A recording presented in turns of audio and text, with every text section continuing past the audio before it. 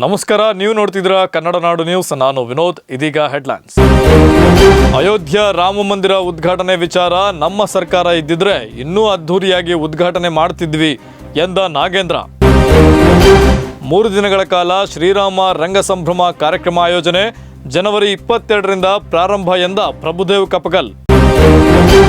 ಮಹಾಯೋಗಿ ವೇಮನ ಜಯಂತಿ ಅದ್ಧೂರಿ ಆಚರಣೆ, ಪುಷ್ಪಾರ್ಚನೆ ಮಾಡಿದ ಸಚಿವ, ಶಾಸಕ ಮತ್ತು ಇತರೆ ಮುಖಂಡರು. ವಾರ್ತೆಗಳ ವಿವರ. ಕೇಂದ್ರದಲ್ಲಿ ನಮ್ಮ ಸರ್ಕಾರ ಇದ್ದಿದ್ರೆ ರಾಮ ಮಂದಿರ ಉದ್ಘಾಟನೆ ಇನ್ನೂ ಅದ್ಧೂರಿಯಾಗಿ ಮಾಡುತ್ತಿದ್ದೆವು ಎಂದು ಸಚಿವ ಬಿ ನಾಗೇಂದ್ರ ತಿಳಿಸಿದರು. ರಾಮ ಮಂದಿರವನ್ನು ಬಿಜೆಪಿಯವರು ರಾಜಕೀಯಕ್ಕಾಗಿ ಬಳಸಿಕೊಳ್ಳಬಾರದು ಎಂದು ಬಿಜೆಪಿಯವರಿಗೆ ಕಿವಿಮಾತು ಹೇಳಿದ ಬಳ್ಳಾರಿ ಉಸ್ತುವಾರಿ ಸಚಿವ ಬಿ ನಾಗೇಂದ್ರ ಅವರು, ಕೇಂದ್ರದಲ್ಲಿ ಕಾಂಗ್ರೆಸ್ ಸರ್ಕಾರ ಅಧಿಕಾರದಲ್ಲಿದ್ದರೆ ಇನ್ನೂ ಅದ್ಧೂರಿಯಾಗಿ ಉದ್ಘಾಟನೆ ಮಾಡುತ್ತಿದ್ದವು ಎಂದು ಬಿಜೆಪಿಗೆ ಟಾಂಗ್ ನೀಡಿದರು. ಬಳ್ಳಾರಿಯಲ್ಲಿಂದು ವಿವಿಧ ಕಾಮಗಾರಿಗಳಿಗೆ ಚಾಲನೆ ನೀಡಿದ ನಂತರ ಮಾಧ್ಯಮದವರೊಂದಿಗೆ ಮಾತನಾಡಿದ್ದು ಏನು ಹೇಳಿದ್ದಾರೆ ನೋಡಿ.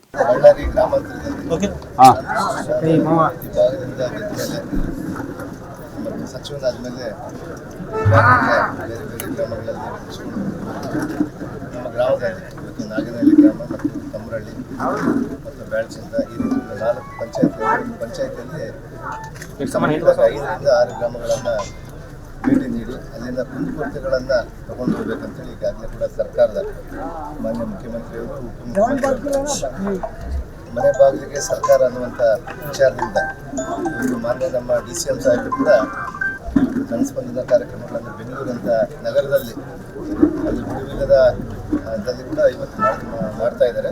ಅದೇ ರೀತಿ ನಾವು ಕೂಡ ಇವತ್ತು ಜಿಲ್ಲಾ ಉಸ್ತುವಾರಿ ಸಚಿವನಾಗಿ, ಈ ಭಾಗದ ಶಾಸಕನಾಗಿ, ನಮ್ಮ ಕ್ಷೇತ್ರದಲ್ಲಿ ಅನೇಕ ವರ್ಷಗಳಿಂದ ನೆನೆಗುದಿಗೆ ಬಿದ್ದಿರುವಂಥ ಒಂದು ಕಾಮಗಾರಿಗಳನ್ನು ಅದರ ಜೊತೆಗೆ ಅಭಿವೃದ್ಧಿಯನ್ನು ಮಾಡ್ಕೋಬೇಕಂತೇಳಿ ರಾಜ್ಯ ಸರ್ಕಾರ ಇವತ್ತು ನಮಗೆ ಸೂಚನೆ ನೀಡಿದ ಮೇಲೆ ನಾನು ಈ ಭಾಗದ ಶಾಸಕನಾಗಿ ಇಲ್ಲಿನ ಕೆಲಸಗಳನ್ನು ಯಾವ ರೀತಿ ಮಾಡಬೇಕು ಮತ್ತು ನಮ್ಮ ಸರ್ಕಾರದ 5 ಯೋಜನೆಗಳನ್ನು ಇವತ್ತು ಯಾವ ರೀತಿಯಾಗಿ ನಮ್ಮ ಜನರಿಗೆ ತಲುಪ್ತಾ ಇದೆ ಅಂತೇಳಿ ನೋಡುವಂಥ ಒಂದು ವಿಶೇಷವಾದಂಥ ಈ ಒಂದು ಕಾರ್ಯಕ್ರಮವನ್ನು, ಇವತ್ತು ಮನೆ ಬಾಗಿಲಿಗೆ ಸರ್ಕಾರ ಅನ್ನುವಂಥ ಕಾರ್ಯಕ್ರಮವನ್ನು ನಾನು ಇವತ್ತು ನನ್ನ ಜೊತೆಗೆ ಇವತ್ತು ನಾನು ಮಂತ್ರಿ ಆಗೋದಕ್ಕಿಂತ ಹೆಚ್ಚಾಗಿ ಈ ಭಾಗದ ಶಾಸಕರಾಗಿ, ಈ ಭಾಗದ ಜನರ ಆಶೀರ್ವಾದದ ಶಾಸಕರಾಗಿ ನಾನು ಗೆದ್ದು ಬಂದ ಮೇಲೆ ಇವತ್ತು ಅವ್ರಿಗೆ ಯಾವ ರೀತಿ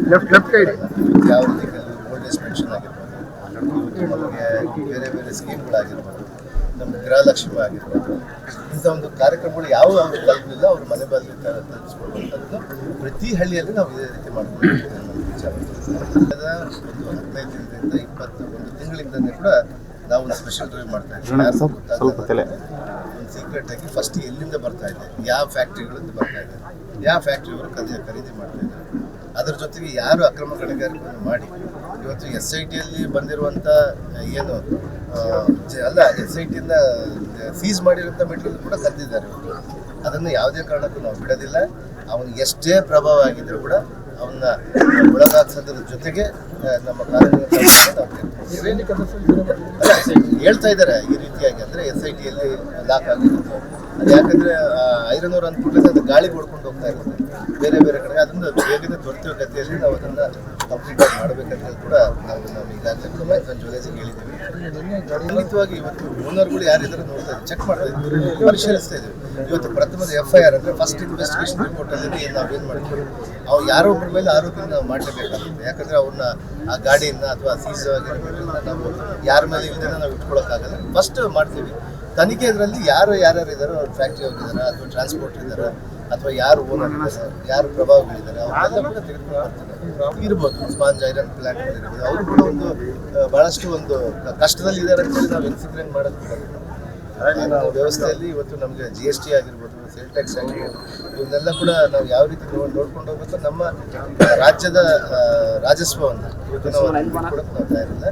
ಇಂಥ ಕಳ್ಳ ಪ್ರಕರಣಗಳು ಯಾರಾದ್ರೂ ಮಾಡ್ತೀವಿ ಅದು ಖಂಡಿತವಾಗಿ ನಾವು ಕಾನೂನು ಕ್ರಮ ಇವತ್ತಿಂದಲ್ಲ. ನಾವು ಏರ್ಪೋರ್ಟ್ ಮಾಡೋದ್ರ ಜೊತೆಗೆ ಮತ್ತು ಅದನ್ನು ನಾವು ಅಕ್ವಿಸೇಷನ್ ಮಾಡಿಕೊಂಡಿರೋದೇ 4 ವೇಗೆ. ಯಾಕಂದರೆ ಇದು ಬಳ್ಳಾರಿ ಹೆಬ್ಬಾಗಿಲು ಆಂಧ್ರದಿಂದ ಕರ್ನೂಲು ಜಿಲ್ಲೆಯಿಂದ ಬರುವಂಥದ್ದು ಈ ಭಾಗ. ನಮ್ಮಿಂದ ಸುಮಾರು ನಮ್ಮ ಬಳ್ಳಾರಿಯಿಂದ ಮೋಕ ತಟಾಸ್ಕೊಂಡು ಅಂದರೆ ಆಂಧ್ರ ಗಡಿಭಾಗದವರೆಗೂ 4 ವೇ ಮಾಡೋದಂತೇಳಿ ನಮ್ಗೆ ಇವತ್ತಿಂದಲ್ಲ ಅವತ್ತಿಂದ ಕೂಡ ಇದೆ. ಅದು ಖಂಡಿತವಾಗಿ ಮಾಡ್ತೀವಿ. ರೈತ ಆಲ್ರೆಡಿ ಅಕ್ವೈರ್ ಮಾಡ್ಕೊಂಡಿದ್ದೀವಿ ಕಾನೂನಿನ ರೀತಿಯಲ್ಲಿ. ಇವಾಗ ನಮ್ಗೆ ರೈತರದ್ದು ಏನಾದರೂ ಹೋಗ್ತಾ ಇದ್ರೆ ಅದ್ರ ಜಮೀನ 4 ಪಟ್ಟು ಜಾಸ್ತಿನ ಯಾವ ರೀತಿ ಕೊಡಬೇಕು, ಅವ್ರಿಗೆ ಸೂಕ್ತ ಪರಿಹಾರ ಕೊಟ್ಟೆ ನಾವು ತಗೊಂಡ್ವಿ. ಸುಮ್ಮನೆ ಏಕಾಏಕಿ ನಾವು ರೋಡ್ ಅಂತೂ ಹಾಕೋದಿಲ್ಲ. ಅವ್ರಿಗೆಲ್ಲ ಕೂಡ ಒಪ್ಪಿಸಿ, ಯಾಕೆಂದರೆ ರಸ್ತೆಗಳು ಅಭಿವೃದ್ಧಿ ಆದಾಗ ಮಾತ್ರ ನಮಗೆ ಜಿಲ್ಲೆ ಅಥವಾ ನಮ್ಮ ಊರುಗಳು ನಮ್ಮ ಕೇರಿಗಳು ಚೆನ್ನಾಗಾಗೋದಂತ ಒಂದು ವ್ಯವಸ್ಥೆಯಲ್ಲಿರುವಂಥದ್ದು. ನಾವು ಕಂಪಲ್ಸರಿಯಾಗಿ ಇಲ್ಲಿ ಭಾಳ ಜಾಸ್ತಿ ಇದು ನಡೀತಾ ಇರುತ್ತೆ. ಅಂದರೆ ಏನಂದರೆ ಟ್ರಾಫಿಕ್ ಇದೆ, ಅದಕ್ಕೆ 4 ವೇಯಿಂದ 6 ವೇ ಕೂಡ ಮಾಡ್ಬೋದು. ಒಳ್ಳೇದೇ ಮಾಡಿದ್ರೆ ಕೂಡ, ಬಟ್ ಯಾರು ರೈತರಿಗೆ ಹಂಗೆ ಡೈರೆಕ್ಟಾಗಿ ಕಿತ್ಕೊಳ್ಳೋದಿಲ್ಲ. ರೈತರನ್ನ ಒಪ್ಪಿಸಿ ಇಲ್ಲ, ಖಂಡಿತವಾಗಿ ಇವತ್ತು ಸಿರ್ವಾರ ಭಾಗದಲ್ಲಿ ನೀವೇ ಕಳೆದ ಒಂದು ವಾರದಿಂದ ಹಿಂದೆ ಕೂಡ ನನಗೆ ಸಿರ್ವಾರ ಗ್ರಾಮದಿಂದ ಬಂದಿದ್ದೆ. ಅವ್ರಿಗೆ ರೋಡ್ ತಗೊಳ್ರಿ ನಮಗೆ, ಬಟ್ ಸೂಕ್ತ ಪರಿಹಾರ ಆಗಲಿಲ್ಲ. ಅದಕ್ಕೆ ಖಂಡಿತವಾಗಿ ಕೂಡ ನಾನು ಅವ್ರ ರೈತರ ಜೊತೆ ಇದ್ದೇ ಇರ್ತೀನಿ. ಖಂಡಿತವಾಗಿ ಅವ್ರಿಗೆ ಪರಿಹಾರ ಯಾವ ರೀತಿ ಕೊಡಬೇಕು, ಎಷ್ಟು ಕೊಡಬೇಕು, ನಮ್ಮ ಮಾನದಂಡಗಳಲ್ಲಿ ಎಷ್ಟಿದೆ ಅದಕ್ಕಿಂತ ಜಾಸ್ತಿ ಕೊಡಬೇಕಂತ ನನ್ನ ಪ್ರಯತ್ನ. ಯಾಕಂದರೆ ಇವತ್ತು ಕೋಟ್ಯಾಂತರ ಬೆಳೆಬಲವಂತ ಇವತ್ತು ಆಗಿದೆ. ಅದು ಯಾಕಾಗಿದೆ ಅಂದರೆ ಈ ರೋಡ್ ಬಂದಮೇಲೆ. ರೋಡ್ ಇಲ್ಲ ಅಂದರೆ ಆ ರೈತರದ್ದು 10 ಲಕ್ಷನೇ ಕೇಳ್ತಾ ಇದ್ರು. ಇವತ್ತು ರೋಡ್ ಆದಮೇಲೆ 10 ಲಕ್ಷದ್ದು ಹೋಗಿ 2 ಕೋಟಿ 3 ಕೋಟಿ 4 ಕೋಟಿ ಆಗಿದೆ.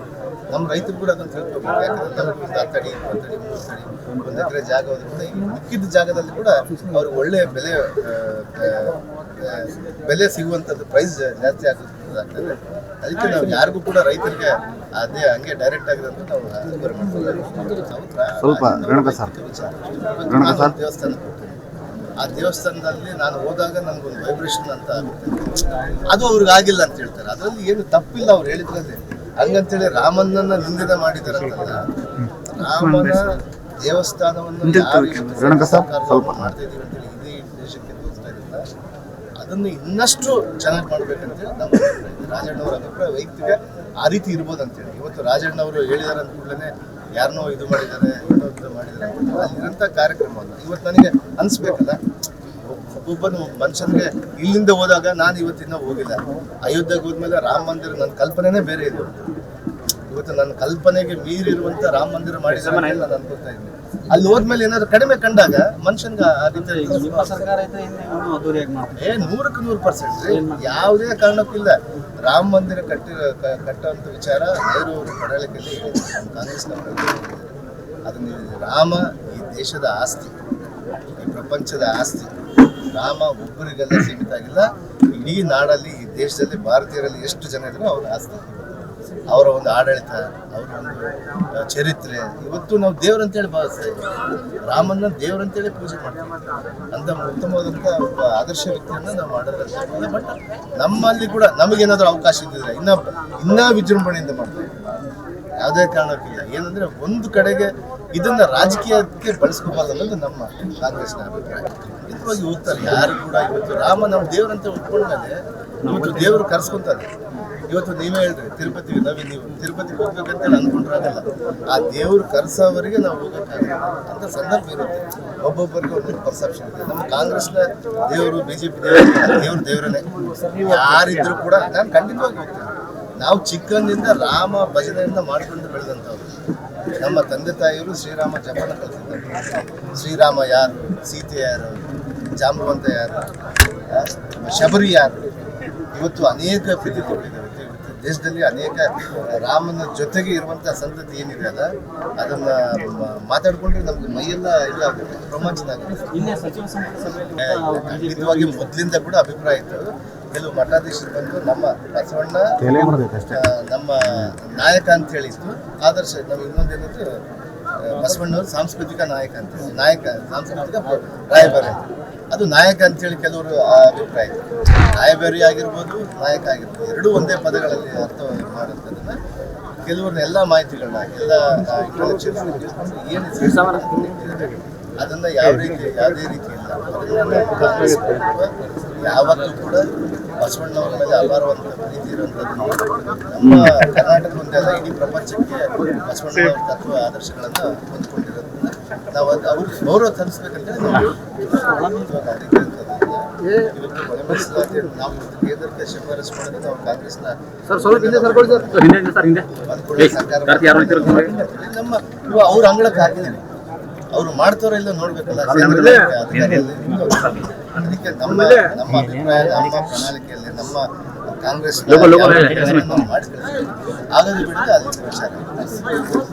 ಬಳ್ಳಾರಿಯಲ್ಲಿಂದು ಮಹಾಯೋಗಿ ವೇಮನ ಜಯಂತಿ ಕಾರ್ಯಕ್ರಮವನ್ನು ಅದ್ಧೂರಿಯಿಂದ ಆಚರಿಸಲಾಯಿತು.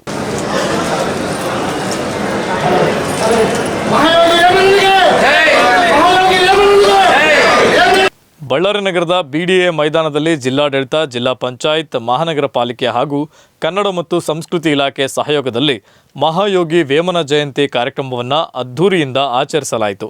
ಈ ಸಂದರ್ಭದಲ್ಲಿ ವೇಮನ ಭಾವಚಿತ್ರಕ್ಕೆ ಪುಷ್ಪಾರ್ಚನೆ ಮಾಡುವ ಮೂಲಕ ಗೌರವ ಸೂಚಿಸಲಾಯಿತು. ಈ ವೇಳೆ ಶಾಸಕ ಭರತ್ ರೆಡ್ಡಿ, ಸಚಿವ ನಾಗೇಂದ್ರ ಮತ್ತಿತರರು ಮಾತನಾಡಿದ್ದು ಹೀಗೆ.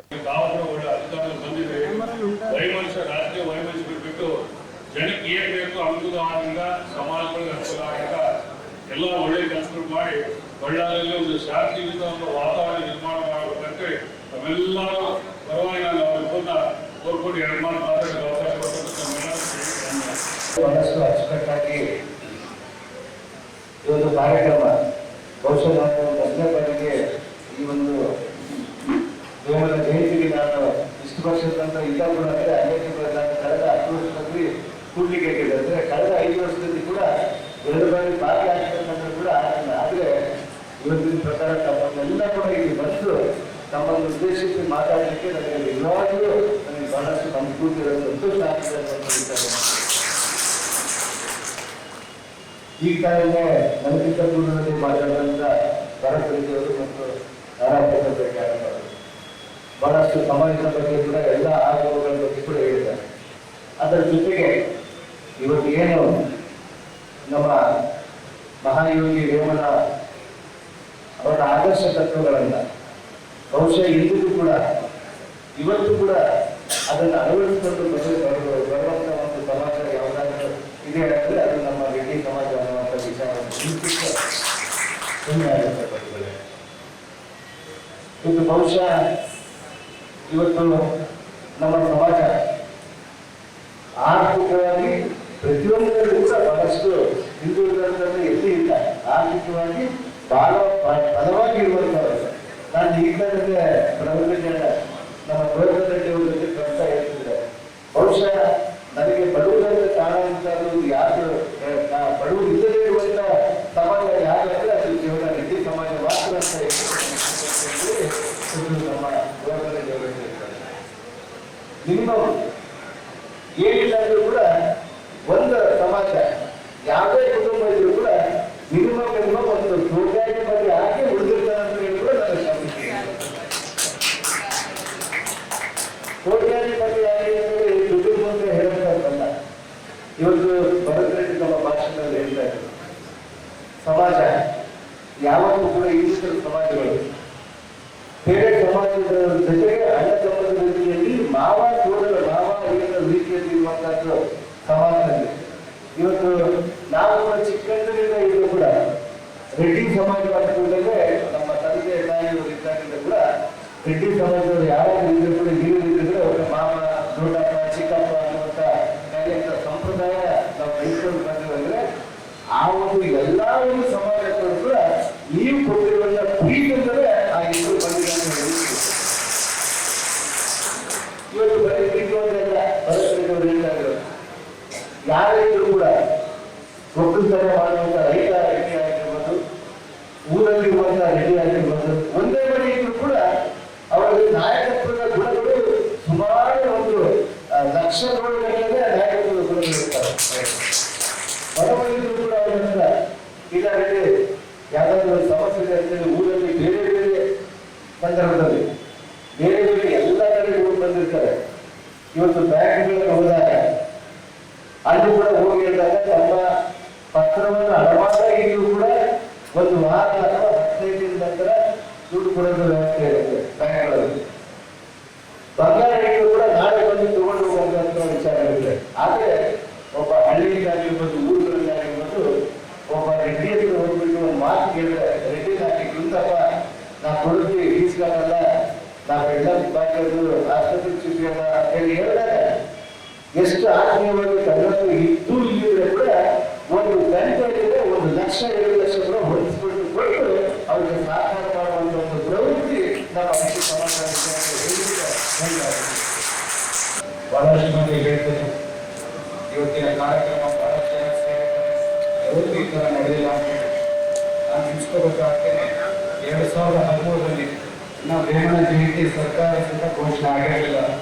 ಆ ದಿನ ನಾನು ನಮ್ಮ ಕೊಡಗಲು ಶ್ರೀಕಾಂತ್ ರೆಡ್ಡಿ ಅವರು, ಕೊಡಗಲ್ಲಿ ಕೆಲವು ಜನ ಹುಡುಗರು ಮತ್ತೆ ಸಿದ್ದಪ್ಪಲ್ಲಿ ಹುಡುಗರು, ನಮ್ಮ ಬಳ್ಳಾರಿ ಸಿಟಿಯಿಂದ ಎಲ್ಲ ರೆಡ್ಡಿ ಯುವಕರೆಲ್ಲ ಸೇರಿ ಒಂದು ಅವತ್ತೇ ಒಂದು ರ್ಯಾಲಿಯನ್ನು ಮಾಡಿದ್ವಿ. ಇದಕ್ಕೆ ಬಹಳ ಅದ್ಭುತವಾಗಿ ಮಾಡಿದ್ವಿ. ಮತ್ತೆ ಬಹಳ ವರ್ಷ ಅದೇ ರೀತಿಯಲ್ಲಿ ನಾವು ಮಾಡ್ಕೊಂಡು ಹೋಗೋಣ ಅಂತ ಹೇಳಿ ಇಷ್ಟಪಡ್ತೇವೆ. ಈ ರೆಡ್ಡಿ ಕುಲ ಎಂತದಂತಂದ್ರೆ, ಈ ಜಾತಿ ಎಂತದಂತಂದ್ರೆ, ಯಾರೇ ಕಷ್ಟದಲ್ಲಿದ್ದು ತನ್ನ ಮನೆ ಬಾಗಿಲನ್ನು ಮಾರಿ ತನ್ನ ಜೋಗಳು ಸಾಯೋದು ಬರುವೆಲ್ಲ ಸಾಲವನ್ನು ಮಾಡೋದಕ್ಕೂ ಬೇರೆಯವರು ಯಾರನ್ನ ಮನೆ ಕಷ್ಟವನ್ನು ತೀರಿಸ್ಕೊಡ ಒಂದು ಯಾರನ್ನ ಸಮಾಜ ಇದೆ ಅಂತಂದ್ರೆ ಅದು ರೆಡ್ಡಿ ಸಮಾಜ ಅಂತ ಹೇಳಲಿಕ್ಕೆ ಇಷ್ಟಪಡ್ತೀನಿ ಸ್ನೇಹಿತರೆ. ರೆಡ್ಡಿ ಸಮಾಜ ಎಷ್ಟು ಭರತ್ ರೆಡ್ಡಿ ಅವರಿಗೆ ನಮ್ಮ ಕುಟುಂಬದವರು ನೋಡಿದೆ ಅಂತಂದ್ರೆ ಹಿರಿಯ ಸ್ಥಾನಗಳಾಗಿರ್ಬೋದು, ನಾವಾಗಿರ್ಬೋದು, ನಮ್ಮ ತಂದೆಯವರಾದಂಥ ಮುಖಂಡ ರೆಡ್ಡಿ ಆಗಿರ್ಬೋದು, ಮತ್ತೆ ನಮ್ಮ ಚಿಕ್ಕಪ್ಪವರಾದಂಥ ಪ್ರತಾಪ್ ರೆಡ್ಡಿ ಆಗಿರ್ಬೋದು, ಈ ಸ್ಥಾನದಲ್ಲಿ ಅಂತಂದ್ರೆ ಮೊದಲನೇದಾಗಿ ರೆಡ್ಡಿ ಅಂದರೆ ಇಷ್ಟೆಲ್ಲ ನಮ್ಮ ಮುಂದಕ್ಕೆ ಅದರ ಜೊತೆಯಲ್ಲಿ ಮೊನ್ನೆ ನನ್ನ MLA ಆಗಿದ ತಕ್ಷಣ MLA ಗ್ರ್ಯಾಂಟ್ ನನಗೆ ಬಂತು. ಮೊಟ್ಟ ಮೊದಲನೇದಾಗಿ ನಮ್ಮ ಚಿಕ್ಕಪ್ಪವರು ನಮ್ಮ MLA ಗ್ರ್ಯಾಂಟ್ ಅಲ್ಲಿ 20 ಲಕ್ಷ ತಗೊಂಡು ರೆಡ್ಡಿ ಜನಸಂಘಕ್ಕೆ ಕಾಂಪೌಂಡ್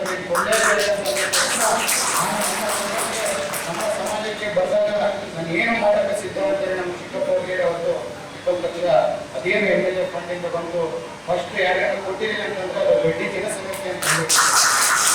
ಇವತ್ತು ನಮ್ಮ ಪ್ರತಿ ಊರಲ್ಲಿ ರೆಡ್ಡಿಯಲ್ಲಿ ಯಾರು ಕರೀತಾರೆ ಅಂತಂದ್ರೆ ನಮ್ಮ ಕುಲ ಕಸಬು ರೈತಾಂಗ ನಾವೆಲ್ಲ. ಇವತ್ತು ನಾವೆಲ್ಲ ರೈತಾಂಗ ಜೀವನವನ್ನು ಬಿಟ್ಟು ಸಿಟಿಗಳಿಗೆ ಸೇರ್ಕೊಂಡಿದ್ದೀವಿ. ಇದು ಒಳ್ಳೆಯದಲ್ಲ. ನಮ್ಮ ಕುಲ ಉಳಿಬೇಕು, ರೆಡ್ಡಿ ಜನಸಂಖ್ಯೆ ಇನ್ನೂ ಉಳಿಬೇಕು. ನಮ್ಮ ದೊಡ್ಡಸ್ತಿಗೆ ಊರುಗಳನ್ನ ಇರಬೇಕು ಅಂತಂದ್ರೆ ಪ್ರತಿ ಊರಲ್ಲಿ ಇಷ್ಟು ಮುಂಚೆ ಕಾಲದಲ್ಲಿ ಪ್ರತಿ ಊರಲ್ಲಿ ಯಾರೇ ಊರಿಗೆ ಹೋದ್ರು ಆ ಸಣ್ಣ ಬಡವರಿಗೆ ಏನೇ ಕಷ್ಟ ಬಂದ್ರು ನಮ್ಮ ರೆಡ್ಡಿಗೆ ನೋಡ್ಕೊಂತನಪ್ಪ ಅಂತ ಧೈರ್ಯದಿಂದ ಅವ್ರು ಹೇಳ್ತಿದ್ರು. ಇವಾಗ ರೆಡ್ಡಿಗಳೆಲ್ಲ ನಮ್ಮ ಹಳ್ಳಿಗಳನ್ನ ಬಿಟ್ಟು ಬಡವರು ಬಿಟ್ಟು ಸಿಟಿಗೆ ಸೇರ್ಕೊಂಡಿದ್ದಾರೆ. ನಮಗೆ ಬಹಳ ನೋವಾದ ವಿಚಾರ. ಬೇಡ, ಪ್ರತಿ ಯುವ ಪೀಳಿಗೆಗೆ ಹೇಳ್ತೀನಿ, ಪ್ರತಿ ರೆಡ್ಡಿ ಯುವಕನಿಗೆ 5 ಎಕರೆ ಜಮೀನು ತಗೊಂಡು ನಮ್ಮ ಊರಲ್ಲಿ ನಾವು ಉಳಿಮೆ ಮಾಡಲೇಬೇಕು. ನಮ್ಮ ಕುಲ ಕಸುಬನ್ನು ನಾವೆಲ್ಲ ಪ್ರತಿ ಮನುಷ್ಯ ಯಾರೇ ಊರಲ್ಲಿ ಬಡವ ಅಂತಿದ್ದಾಗ ಅವ್ರು ಏನೋ ಧೈರ್ಯದಿಂದ ನಮ್ಮ ರೆಡ್ಡಿ ಇದ್ದಾರೆ, ನಮ್ಮ ಊರು ರೆಡ್ಡಿ ಇದ್ದಾರೆ, ನಮ್ಮ ಊರು ರೆಡ್ಡಿ ನಮ್ಮನ್ನು ನೋಡ್ಕೊಂಡ್ರೆ ಅಂತೇಳಿ ಏನ್ ಧೈರ್ಯದಿಂದ ಇಷ್ಟಕ್ಕೆ ಮುಂಚೆ ಅವರೆಲ್ಲ ಹೇಳ್ತಿದ್ರು. ಇವತ್ತು ಅದೇ ಧೈರ್ಯ ನಾವೆಲ್ಲ ತಿಳಿಸ್ಬೇಕಂತಂದ್ರೆ ನಾವೆಲ್ಲರೂ ನಮ್ಮ ಹಳ್ಳಿನ ಮರಿಬಾರ್ದು, ನಮ್ಮ ಕುಲ ಕಸುಬನ್ನು ಮರಿಬಾರ್ದು ಅಂತ ಹೇಳಿ ಇಚ್ಛೆಪಡ್ತೀನಿ ಸ್ನೇಹಿತರೆ. ಅದರ ಜೊತೆಯಲ್ಲಿ ಈ ರೆಡ್ಡಿ ಜನಸಂಘ, ಈ ರೆಡ್ಡಿ ಸಮುದಾಯ ನಮ್ಮ ಕುಟುಂಬಕ್ಕೆ ಬಹಳಷ್ಟು ಮಾಡಿದೆ. ಇವತ್ತೇನು ನಾವು ಇಲ್ಲಿ ಕಲ್ಯಾಣ ಮಂಟಪವನ್ನು ಕಳೆದಿದ್ದೀವಿ. ಇಲ್ಲಿ ರೆಡ್ಡಿ ಜನಸಂಘ ಆವರಣದಲ್ಲಿ ನಮ್ಮ ಪ್ರತಾಪ್ ರೆಡ್ಡಿ ಅವರು, ಸೋಮಶೇಖರ್ ರೆಡ್ಡಿ ಅವರು ಮುಂದಾಳತ್ವದಲ್ಲಿ ಅವ್ರು ಏನು ಕಟ್ಟಕ್ಕೆ ಹೋಗ್ತಿದ್ದಾರೆ, ನಮ್ಮ ಕುಟುಂಬದ ಕಡೆಯಿಂದ 50 ಲಕ್ಷ ರೂಪಾಯಿ ಇವತ್ತಿಗೆ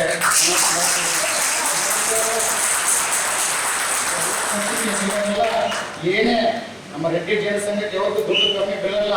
ಯಾಕಂದ್ರೆ ಒಬ್ಬೊಬ್ಬರು ಪ್ರತಿಯೊಬ್ಬರು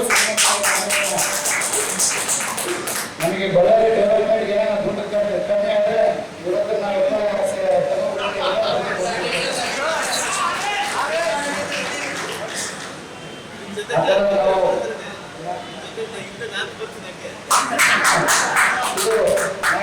ಇವತ್ತು ನನ್ನ ತಮ್ಮ ಅಂತ ಹೇಳ್ತೀನಿ. ನಿಮ್ಮ ಅಣ್ಣ ಅಂತ ಭಾವಿಸಿದ್ರೆ ರೆಡ್ಡಿ ಜನಸಂಘ ಕೂಡ ನಿಮ್ಮ ಸಂಘ ಅಂತಾನೆ ಏನೇ ಕೆಲಸ ಹೇಳಿ ನಾವೆಲ್ಲ ಇವತ್ತಿನ ನೋಡಿ ನಮ್ಮ ಸರ್ಕಾರದ ವತಿಯಿಂದ ಹೇಳ್ಬೇಕಂದ್ರೆ ದೊಡ್ಡ ಮಟ್ಟದಲ್ಲಿ ನಮ್ಮ HK ಪಾಟೀಲ್ ಸಾಹೇಬರು, ಮತ್ತೆ ರಾಮಲಿಂಗಾರೆಡ್ಡಿ ಸಾಹೇಬರು, JD ಪಾಟೀಲ್ ಸಾಹೇಬರು ಇವೆಲ್ಲರೂ ನಮ್ಮ ಸರ್ಕಾರವನ್ನು ಮುಂದೆ ನಡೆಸ್ಕೊಂಡು ಹೋಗ್ತಿದ್ದಾರೆ. ಇವತ್ತಿನ ಸರ್ಕಾರ ಈ ಕಾಂಗ್ರೆಸ್ ಸರ್ಕಾರ ನಿಮ್ಮ ಸರ್ಕಾರ ಅಂತ ಹೇಳಿಕ್ಕೆ ಇಷ್ಟಪಡ್ತೀನಿ. ನಾನು ಇನ್ನೊಂದು ಆಸೆ ಇದೆ ನಾಗೇಂದ್ರನವರು, ಈ ಆಂಧ್ರ ಪ್ರದೇಶದಲ್ಲಿ, ತಮಿಳುನಾಡಲ್ಲಿ, ಪಾಂಡಿಚೇರಿಯಲ್ಲಿ ಪ್ರತಿಯೊಂದು ಕಡೆ ರೆಡ್ಡಿ ಜನಸಂಘ ಅಂತಂದ್ರೆ ಬಹಳ ಈ ಸಂಘ ನಮ್ಮ ಜೊತೆಗೆ ಇರಬೇಕು, ಈ ಜನತೆ ನಮ್ಮ ಜೊತೆಗೆ ಇರಬೇಕು ಅಂತ ಹೇಳಿ ಪ್ರತಿಯೊಂದು ಸರ್ಕಾರವನ್ನ ಜೊತೆಗೆ ತಗೊಂಡು ಹೋಗುತ್ತೆ. ನಾವೆಲ್ಲ ಕಷ್ಟ ಬಿದ್ದು ಕರ್ನಾಟಕದಲ್ಲಿ ರೆಡ್ಡಿ ಕಾರ್ಪೊರೇಷನ್ ಮಾಡಿದ್ರೆ ನಿಮಗೆ ಬಹಳ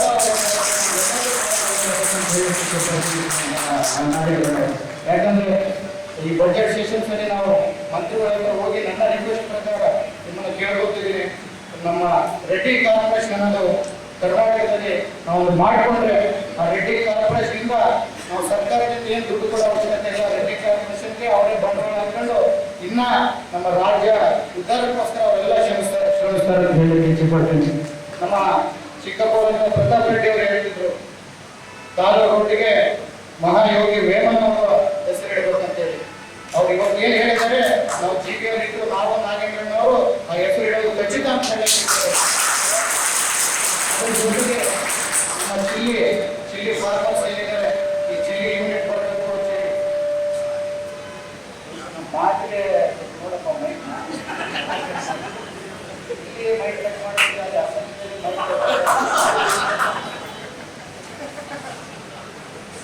ಏನು ಚಿಲ್ಲಿ ಯೂನಿಟ್ ನಾವು ಹೇಗೆ ತಗೊಂಡ್ಬರ್ಬೇಕು ಅಂತೇಳಿ ನಾವು ಅವರಿಗೆ ನಾಗೇಂದ್ರನ್ ಅವರಿಗೆ ಶತ ಪ್ರಯತ್ನ ಮಾಡ್ತಿದ್ವಿ.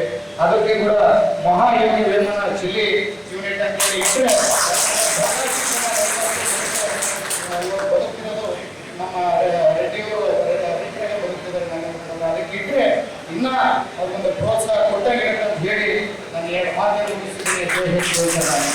ರಾಘವ ಕಲಾಮಂದಿರದಲ್ಲಿ ಇದೇ ಜನವರಿ 22ರಿಂದ 3 ದಿನಗಳ ಕಾಲ ಶ್ರೀರಾಮ ರಂಗ ಸಂಭ್ರಮ ಸಾಂಸ್ಕೃತಿಕ ಕಾರ್ಯಕ್ರಮ ಆಯೋಜನೆ ಮಾಡಲಾಗಿದೆ ಎಂದು ರಂಗತೋರಣದ ಕಾರ್ಯದರ್ಶಿ ಪ್ರಭುದೇವ್ ಕಪಗಲ್ಲು ತಿಳಿಸಿದರು. ಜನವರಿ 22ರಂದು ಅಯೋಧ್ಯೆಯ ಶ್ರೀರಾಮ ಮಂದಿರದ ಉದ್ಘಾಟನೆಯ ಹಿನ್ನೆಲೆಯಲ್ಲಿ ಬಳ್ಳಾರಿಯಲ್ಲೂ ಶ್ರೀರಾಮ ರಂಗ ಸಂಭ್ರಮ ಸಾಂಸ್ಕೃತಿಕ ಕಾರ್ಯಕ್ರಮ ಆಯೋಜನೆಗೊಂಡಿದೆ. ಇದೇ ಜನವರಿ 22, 23 ಮತ್ತು 24ರಂದು ನಗರದ ಡಾಕ್ಟರ್ ರಾಜ್ಕುಮಾರ್ ರಸ್ತೆಯಲ್ಲಿರುವ ರಾಘವ ಕಲಾಮಂದಿರದಲ್ಲಿ 3 ದಿನಗಳ ಕಾಲ ನಾಟಕ, ಬಯಲಾಟ, ತೊಗಲುಗೊಂಬೆ ಆಟ, ಸಂಗೀತ, ನೃತ್ಯ, ಉಪನ್ಯಾಸಗಳು, ಶ್ರೀರಾಮನ ದರ್ಶನ ಮಾಡಿಸಲಿವೆ ಎಂದು ರಂಗತೋರಣದ ಕಾರ್ಯದರ್ಶಿ ಪ್ರಭುದೇವ ಕಪಗಲ್ಲು ತಿಳಿಸಿದರು. ಪತ್ರಿಕಾಗೋಷ್ಠಿಯಲ್ಲಿ ಕರ್ನಾಟಕ ಬಯಲಾಟ ಅಕಾಡೆಮಿಯ ಮಾಜಿ ಸದಸ್ಯ ಎಚ್. ತಿಪ್ಪೇಸ್ವಾಮಿ ಹಾಗೂ ಶ್ರೀರಾಮ ರಂಗ ಸಂಭ್ರಮದ ಸಂಚಾಲಕ ಅಡವಿಸ್ವಾಮಿ ಉಪಸ್ಥಿತರಿದ್ದರು. ಬರುವ ಜನವರಿ 22 ಭಾರತ ಮಾತ್ರವಲ್ಲ ಇಡೀ ಜಗತ್ತಿನ ಇತಿಹಾಸದ ಪುಟಗಳಲ್ಲಿ ಸುವರ್ಣಾಕ್ಷರಗಳಿಂದ ಬರೆಯುವಂತಹ ಅಯೋಧ್ಯೆಯ ಶ್ರೀರಾಮ ಮಂದಿರದ ಉದ್ಘಾಟನೆಯ ಹಿನ್ನೆಲೆಯಲ್ಲಿ ಬಳ್ಳಾರಿಯಲ್ಲಿ ರಂಗತೋರಣವು ಉಳಿದ ಕಲಾವಿದರ ಸಹಯೋಗದೊಂದಿಗೆ ಶ್ರೀರಾಮ ರಂಗ ಸಂಭ್ರಮ ಅನ್ನುವಂತಹ ಒಂದು ವಿಶೇಷವಾದಂಥ ಕಾರ್ಯಕ್ರಮವನ್ನು ಬಳ್ಳಾರಿಯ ನಗರದ ರಾಘವ ಕಲಾಮಂದಿರದಲ್ಲಿ ಏರ್ಪಡಿಸಿದೆ. ಈ ಕಾರ್ಯಕ್ರಮದಲ್ಲಿ ನಾಟಕ, ಬಯಲಾಟ, ಗೊಂಬೆಯಾಟ, ಸಂಗೀತ, ನೃತ್ಯ, ಕೋಲಾಟ ಮತ್ತು ಉಪನ್ಯಾಸ ಈ ರೀತಿಯ 10 ಹಲವು ರೀತಿಯ ಕಾರ್ಯಕ್ರಮಗಳು ನಡೆಯೋದಿದೆ. ಮೊದಲನೇ ದಿನ ಬಳ್ಳಾರಿಯ ಗ್ರಾಮೀಣ ಸೊಗಡು ಬಯಲಾಟ ರಾಮ ರಾವಣರ ಯುದ್ಧ ಅನ್ನುವಂತಹ ಬಯಲಾಟವನ್ನು ಧಾತ್ರಿ ರಂಗ ಸಂಸ್ಥೆಯ ಸದಸ್ಯರು ಪ್ರಸ್ತುತಪಡಿಸಲಿದ್ದಾರೆ.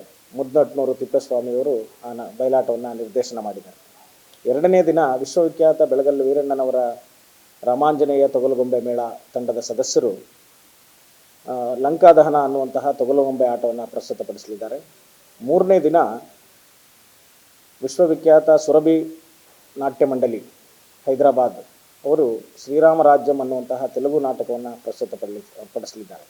ಈ 3 ದಿನಗಳಲ್ಲಿ ಬಳ್ಳಾರಿಯ ಡಾಕ್ಟರ್ ಚಾರುಲತಾ ಅವರ ಶ್ರೀನಿಧಿ ಆರ್ಟ್ಸ್ ಟ್ರಸ್ಟ್ನ ಸದಸ್ಯರು ಮತ್ತು ಅಭಿಷೇಕ್ ಅವರ ಸೂರ್ಯಕಲಾ ಟ್ರಸ್ಟ್ನ ಕಲಾವಿದರು ಹಾಗೆ ಮೂನ್ ವಾಕರ್ಸ್ ಡ್ಯಾನ್ಸ್ ಅಕಾಡೆಮಿಯ ಕಲಾವಿದರು ಅಯೋಧ್ಯ ರಾಮ ಅನ್ನುವಂತಹ ವಿವಿಧ ನೃತ್ಯ ರೂಪಕಗಳನ್ನು ಕೂಡ ಪ್ರಸ್ತುತಪಡಿಸಲಿದ್ದಾರೆ. ಈ ಸಂದರ್ಭದಲ್ಲಿ ನಾನು ಬಳ್ಳಾರಿಯ ನಾಗರಿಕರಲ್ಲಿ, ವಿದ್ಯಾರ್ಥಿಗಳಲ್ಲಿ, ಯುವಜನರಲ್ಲಿ ವಿಶೇಷವಾಗಿ ಪ್ರಾರ್ಥನೆ ಮಾಡ್ತೇನೆ. ಈ 3 ದಿನಗಳ ಈ ಕಾರ್ಯಕ್ರಮವನ್ನು ಯಶಸ್ವಿಗೊಳಿಸಬೇಕು, ತಾವೆಲ್ಲರೂ ಹೆಚ್ಚಿನ ಸಂಖ್ಯೆಯಲ್ಲಿ ಪಾಲ್ಗೊಂಡು ಅನ್ನುವಂತಹ ವಿನಂತಿಯನ್ನು ಮಾಡ್ತೇನೆ. ಅದರ ಜೊತೆಗೆ 21ನೇ ತಾರೀಕು ಐತಿಹಾಸಿಕ ಜಟಂಗಿ ರಾಮೇಶ್ವರ ಬೆಟ್ಟಕ್ಕೆ ಚಾರಣವನ್ನು ಕೂಡ ಏರ್ಪಡಿಸಿದ್ದೇವೆ. ಈ ಚಾರಣಕ್ಕೆ ಬಳ್ಳಾರಿ ನಗರದ ವಿದ್ಯಾರ್ಥಿ ಯುವಜನರು ಹೆಚ್ಚಿನ ಸಂಖ್ಯೆಯಲ್ಲಿ ಪಾಲ್ಗೊಳ್ಳಬೇಕು ಅಂತ ವಿನಂತಿ ಮಾಡಿ. ಕೋಲ್ಡ್ ಸ್ಟೋರೇಜ್ನಲ್ಲಿ ರೈತರು ಇಟ್ಟಿರುವ ಮೆಣಸಿನಕಾಯಿ ಚೀಲಗಳ ಶುಲ್ಕ ಹೆಚ್ಚಳವನ್ನು ಹಿಂತೆಗೆದುಕೊಳ್ಳಬೇಕು ಎಂದು ಒತ್ತಾಯಿಸಿ ಎಐಕೆಕೆಎಂಎಸ್ ವತಿಯಿಂದ ಬೃಹತ್ ಪ್ರತಿಭಟನೆ ನಡೆಸಲಾಯಿತು.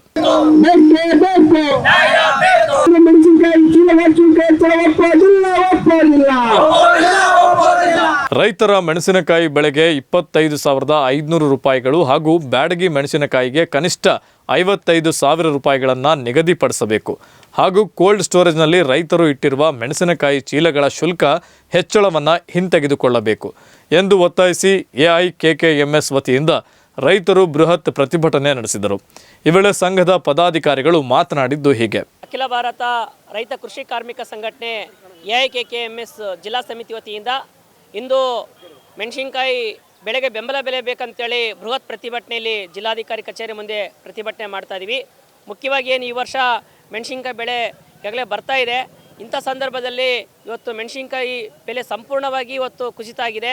ಏನು 1 ಕ್ವಿಂಟಲ್ ಮೆಣಸಿನ್ಕಾಯಿ 5531ಗೆ ಇವತ್ತು 10,000 12,000 ರೂಪಾಯಿ ಕೇಳ್ತಾ ಇದ್ದಾರೆ. ಇದು ಏನಾದರೂ ರೇಟು ಕೊಟ್ಟರೆ ಭಾಳ ರೈತರು ಅನ್ಯಾಯ ಆಗುತ್ತೆ. ಯಾಕೆಂದರೆ ಇವತ್ತು ಬೀಜ ಗೊಬ್ಬರ ಔಷಧಿ ಎಲ್ಲ ಹೊಡೆದಿದ್ದಾರೆ. 1 ಎಕರೆಗೆ ಕನಿಷ್ಠ ಅಂದ್ರೂ 1.5 ಲಕ್ಷ ರೂಪಾಯಿಂದ 2 ಲಕ್ಷ ರೂಪಾಯಿ ಇವತ್ತು ರೈತರು ಅದಕ್ಕೆ ಖರ್ಚು ಮಾಡಿದ್ದಾರೆ. ಇವತ್ತು ನಾವು ಕೇಳ್ತಕ್ಕಂಥ ಡಿಮ್ಯಾಂಡ್ ಏನಂದರೆ 5531ಗೆ ಒಂದು ಮಿನಿಮಮ್ 25,000 ರೂಪಾಯಿ 1 ಕ್ವಿಂಟಲ್ಗೆ ರೇಟ್ ಕೊಡಬೇಕಂತ ಕೇಳ್ತಾ ಇದ್ದೀವಿ. ಅದೇ ರೀತಿ 2043 ಸಿಜೆಂಟಾ ಬ್ಯಾಡಗಿಗೆ 1 ಕ್ವಿಂಟಲ್ಗೆ 55,000 ರೂಪಾಯಿ ಕೊಟ್ಟರೆ ರೈತರು ಉಳಿತಾರೆ. ಇಲ್ಲಾಂದರೆ ಈ ರೇಟಿಗೆ ರೈತರು ಭಾಳಷ್ಟು ಜನ ವಿಷ ಕೂಡ ಸಾಯುವಂಥ ಪರಿಸ್ಥಿತಿ ಬರುತ್ತೆ. ಈ ಸರ್ಕಾರ ಇಮ್ಮಿಡಿಯೇಟ್ಲಿ ಸರ್ಕಾರಕ್ಕೆ ನ್ಯಾಯ ಕೊಡಬೇಕು, ಬೆಂಬಲ ಬೆಲೆ ಕೊಡಬೇಕಂತೇಳಿ ನಾವು ಡಿಮ್ಯಾಂಡ್ ಮಾಡ್ತಾ ಇದ್ದೀವಿ. ಅದೇ ರೀತಿ ಇವತ್ತು ಗಾಯದ ಮೇಲೆ ಬರೆ ಎಳೆದಂತೆ ಮೆಣಸಿನ್ಕಾಯಿ ಏನು ಎಸಿಯಲ್ಲಿ ಇಡೋಕೆ ಹೋದರೆ 1 ಚೀಲಕ್ಕೆ 130 ರೂಪಾಯಿ ಇರೋದನ್ನ ರೇಟು ಸಡನ್ನಾಗಿ ಇವತ್ತು 200 ರೂಪಾಯಿಗೆ ಏರಿಸಿದ್ದಾರೆ. ಇದನ್ನು ರೈತರಿಗೆ ಭಾಳ ಅನ್ಯಾಯ ಆಗುತ್ತೆ. ಈ ರೀತಿ ರೈತರ ಮೇಲೆ ಎಲ್ಲ ಎಸಿಗಳು, ದಲ್ಲಾಳಿಗಳು, ಮದ್ದಿನ ಕಂಪನಿ ಎಲ್ಲರೂ ಸೇರಿ ರೈತರನ್ನ ಮೋಸ ಮಾಡೋಕ್ಕೆ ಹೋಗ್ತಾ ಇದ್ದಾರೆ. ಇದನ್ನು ಖಂಡಿಸ್ತಾ ಇದ್ದೀವಿ ನಮ್ಮ ಸಂಘಟನೆಯಿಂದ. ಸರ್ಕಾರ ಕೂಡಲೇ ಎಸಿ ಅವ್ರಿಗೆ ಹೇಳಿ ಅದೇನು ಹೋದ ವರ್ಷ 130 ರೂಪಾಯಿ ಚೀಲ ಇತ್ತು ಅದನ್ನು ಅದೇ ರೀತಿ 130 ರೂಪಾಯಿಗೆ ಇಡಿಸ್ಬೇಕು. ಯಾವುದೇ ರೀತಿ ಜಾಸ್ತಿ ಆಗಬಾರ್ದು ಅಂತ ನಾವು ಕೇಳ್ತಾ ಇದ್ದೀವಿ. ಅದೇ ರೀತಿ 1% ಕಮಿಷನನ್ನು ಇವತ್ತು ಕೇಳ್ತಾ ಇದ್ದಾರೆ ಎಸಿ ಅವರು. ಇದನ್ನು ಕೂಡ ನಾವು ಖಂಡಿಸ್ತಾ ಇದ್ದೀವಿ ನಮ್ಮ ಸಂಘಟನೆಯಿಂದ. ಈ ಕೂಡಲೇ ಸರ್ಕಾರ ಮಧ್ಯಸ್ಥಿಕೆ ವಹಿಸ್ಕೊಂಡು ನಮ್ಮ ಏನು ಬೇಡಿಕೆ ಇದ್ದಾವೆ ಮೆಣಸಿನ್ಕಾಯಿ ಬೆಳೆಗೆ ಏನು 2043ಗೆ 55,000 ಮತ್ತು 5531ಗೆ 25,000 ರೂಪಾಯಿ ಬೆಂಬಲ ಬೆಲೆ ಈ ಕೂಡಲೇ ಆಗಬೇಕಂತ ನಾವು ಡಿಮ್ಯಾಂಡ್ ಮಾಡ್ತಾ ಇದ್ದೀವಿ. ಅದೇ ರೀತಿ ಬಳ್ಳಾರಿಯಲ್ಲಿ ಮೆಣಸಿನ್ಕಾಯಿ ಖರೀದಿ ಕೇಂದ್ರ ಪ್ರಾರಂಭಿಸಬೇಕಂತೇಳಿ 3 ಬೇಡಿಕೆ ಬಗ್ಗೆ ನಾವು ಪ್ರತಿಭಟನೆ ಮಾಡ್ತಾ ಇದ್ದೀವಿ. ಸರ್ಕಾರ ಇದ್ರ ಬಗ್ಗೆ ಸೂಕ್ತ ಕ್ರಮ ತಗೊಳ್ಳಿಲ್ಲ ಅಂದರೆ ಮುಂದಿನ ದಿನಗಳಲ್ಲಿ ದೊಡ್ಡ ಮಟ್ಟದಲ್ಲಿ ಉಗ್ರ ಹೋರಾಟಕ್ಕೆ ನಮ್ಮ AIKKMS ಮುಂದಾಗ್ತೀವಿ ಅಂತೇಳಿ ಹೇಳಕ್ಕೆ ಇಷ್ಟಪಡ್ತಾ ಇದ್ದೀವಿ. AIKKMS ಜಿಲ್ಲಾಧ್ಯಕ್ಷ ಗೋವಿಂದ್. ಕಾಂಗ್ರೆಸ್ ಸರ್ಕಾರದಿಂದ ಮಾದಿಗರಿಗೆ ಅನ್ಯಾಯವಾಗುತ್ತಿದೆ ಎಂದು ಕರ್ನಾಟಕ ಮಾದಾರ ಚೆನ್ನಯ್ಯ ಸೇನೆ ಆಕ್ರೋಶ ವ್ಯಕ್ತಪಡಿಸಿದೆ.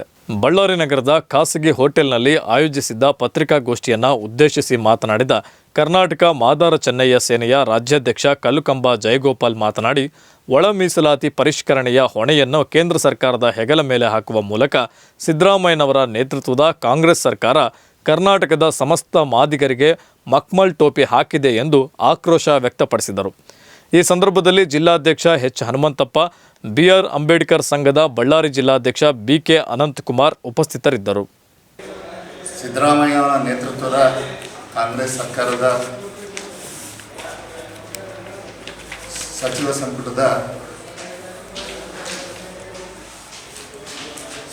ಸಂಪುಟದ ತೀರ್ಮಾನವು ಒಳ ಮೀಸಲಾತಿ ವಿಷಯಕ್ಕೆ ಸಂಬಂಧಪಟ್ಟಂತೆ ಒಳ ಮೀಸಲಾತಿ ಪರಿಷ್ಕರಣದ ಹೊಣೆಯನ್ನು ಕೇಂದ್ರ ಸರ್ಕಾರದ ಹೆಗಲ ಮೇಲೆ ಹಾಕಿರೋದನ್ನು ಕರ್ನಾಟಕ ಮಾದಾರ ಚೆನ್ನಯ್ಯ ಇಡೀ ಸಮಸ್ತ ಮಾದಾರ ಸಮುದಾಯವನ್ನು ಮಕ್ಮಲ್ ಟೋಪಿ ಹಾಕಿದೆ ಅಂತ ನಾವು ಹೇಳಲಿಕ್ಕೆ ಇಷ್ಟ. ಯಾಕಂದರೆ ಚುನಾವಣೆ ಪೂರ್ವದಲ್ಲಿ ಸಿದ್ದರಾಮಯ್ಯನವರ ನೇತೃತ್ವದ ಸರ್ಕಾರ 2008ರಲ್ಲಿ ಇತ್ತು. 2004ರಲ್ಲಿ ಮನಮೋಹನ್ ಸಿಂಗ್ ನೇತೃತ್ವದ ಸರ್ಕಾರ ಉಷಾ ಮೇಯರ್ ಕಮಿಷನ್ ಅಂತ ಒಂದು ಕಾನ್ಸ್ಟಿಟ್ಯೂಷನ್ ಕಮಿಟಿ ಮಾಡಿ ಒಳ ಮೀಸಲಾತಿ ವಿಷಯಕ್ಕೆ ಸಂಬಂಧಪಟ್ಟಂತೆ ಕೆಲವೊಂದು ಮಾರ್ಪಾಡುಗಳನ್ನು ಸಂವಿಧಾನಕ್ಕೆ ತಿದ್ದುಪಡಿಗಳನ್ನು ಮಾಡಲಿಕ್ಕೆ ಸಲಹೆ ಕೊಟ್ಟಿದೆ. ಅದು ಆರ್ಟಿಕಲ್ 341 ಅಮೆಂಡ್ಮೆಂಟ್ 341(3) ಮಾಡಬೇಕಂತ. ಮತ್ತು ಮನಮೋಹನ್ ಸಿಂಗ್ ಸರ್ಕಾರದಲ್ಲಿದ್ದಂಥ ಕಾಂಗ್ರೆಸ್ ಸರ್ಕಾರ ಅವತ್ತೂ ಇತ್ತು ಅಧಿಕಾರದಲ್ಲಿ, ಅವ್ರು ಯಾಕೆ ತಿದ್ದುಪಡಿ ಮಾಡಲಿಲ್ಲ? 2000ದ ತಿದ್ದುಪಡಿನ ಈಗ ಸಿದ್ದರಾಮಯ್ಯನವ್ರಿಗೆ ಈಗ ಯಾಕೆ ನೆನಪು ಬಂತು ಅಂದರೆ, ಈ ಸಮುದಾಯದ ಮತ ತಗೊಂಡು ಇವ್ರನ್ನ ಶಾಶ್ವತವಾಗಿ ಕತ್ತಲು ಕೋಣೆಗೆ ತಳ್ಳೋದೇ ಸಿದ್ದರಾಮಯ್ಯನ ಕಾಯಕ. ಅಯಿಂದ ಅಂತ ಹೇಳ್ತಾರೆ ಸೋಷಿಯಲ್ ಚಾಂಪಿಯನ್ ಅಂತ. ಎಲ್ಲಿದೆ ನಿಮ್ಮ ಸೋಷಿಯಲ್ ಚಾಂಪಿಯನು? ನಾಚಿಕೆ ಆಗ್ಬೇಕು ಸಿದ್ದರಾಮಯ್ಯನಿಗೆ. ತೊಡೆ ತಟ್ತೀರಿ, ಅಧಿವೇಶನದಲ್ಲಿ ಮಾತಾಡ್ತೀರಿ, ಸಾಮಾಜಿಕ ನ್ಯಾಯದ ಪರವಾಗಿದೆ ನಮ್ಮ ಸರ್ಕಾರ ಅಂತ ಹೇಳ್ತೀರಿ. ಆದರೆ ಈ ನೆಲದ ಮೂಲ ಅಸ್ಪೃಶ್ಯರನ್ನು ಶಾಶ್ವತವಾಗಿ ಮೂಲೆಗುಂಪು ಮಾಡ್ತಕ್ಕಂಥ ಪ್ರಕ್ರಿಯೆಗೆ ಸಿದ್ದರಾಮಯ್ಯನವರು ನಾಂದಿ ಆಡಿದ್ದಾರೆ. 2008ರಲ್ಲಿ ಆಡಿದ್ರು, ಮತ್ತೊಮ್ಮೆ ಈಗ ಮತ್ತೊಮ್ಮೆ ಕತ್ತಲು ಕುಪ್ಪಕ್ಕೆ ತಳ್ತಕ್ಕಂಥ ಕೆಲಸನ ನೇರವಾಗಿ ಸಿದ್ದರಾಮಯ್ಯನವರು ಮಾಡ್ತಾರೆ ಅಂತೇಳಿ ನಮ್ಮ ಚುನಾವಣೆ ಪ್ರಣಾಳಿಕೆಯಲ್ಲಿ ಹಿಂದೆ ಡಾಕ್ಟರ್ ಪರಮೇಶ್ವರ್ ನೇತೃತ್ವದ ಚುನಾವಣೆ ಪ್ರಣಾಳಿಕೆಯಲ್ಲಿ ಸರ್ಕಾರ ಬಂದ ಮೊದಲ ಸಚಿವ ಸಂಪುಟದಲ್ಲಿ ನಾವು ಕೇಂದ್ರ ಸರ್ಕಾರಕ್ಕೆ ಶಿಫಾರಸು ಮಾಡ್ತೇವೆ.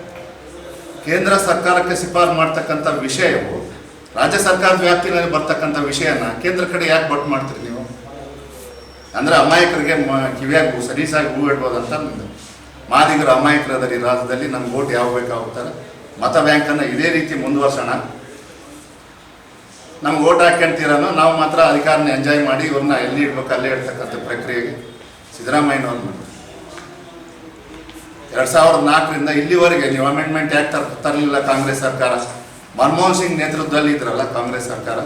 ಸಿದ್ದರಾಮಯ್ಯನವರೇ ಈ ಸಮುದಾಯವನ್ನು ವೋಟ್ ಬ್ಯಾಂಕ್ ಮಾಡ್ಕೋಬೇಡಿ, ಮುಂದಿನ ದಿನಗಳಲ್ಲಿ ಇದು ತಕ್ಕ ಪಾಠ ಕಲಿಸ್ತಕ್ಕಂಥ ನಾವು ಪ್ರಕ್ರಿಯೆಗೆ ನಾವು ಚಾಲನೆ ಕೊಡ್ತೀವಿ. ಇಡೀ ರಾಜ್ಯಾದ್ಯಂತ ಈ ಸರ್ಕಾರದ ವಿರೋಧಿ ಅಭಿಯಾನವನ್ನು ನಾವು ಮಾಡಲಿಕ್ಕೆ ತಯಾರಿದ್ದೀವಿ. ಇದಾಗಿತ್ತು ಇಂದಿನ ಕನ್ನಡ ನಾಡು ನ್ಯೂಸ್. ಇದು ಕನ್ನಡಿಗರ ನಾಡಿ ಮಿಡಿತ. ನಮಸ್ಕಾರ.